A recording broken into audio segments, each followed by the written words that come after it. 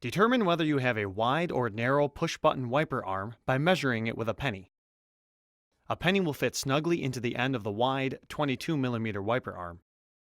It will not fit into the end of the narrow 19mm arm. Before installation, remove the plastic protector from the blade rubber.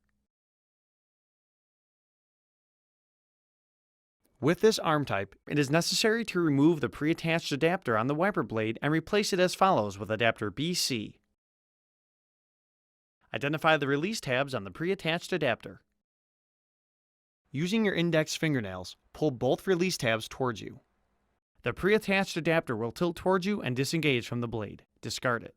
Locate adapter BC and position it so that the release tabs face up. Tilt adapter BC back into the cavity in the blade until it clicks in place. Both release tabs must lock onto the blade before proceeding to the next step. Press the tab on the front of adapter B. Lift shim C off of adapter B and discard it. While keeping the adapter parallel to the arm, hold your thumb on the front of the adapter and pull the blade into the underside of the arm.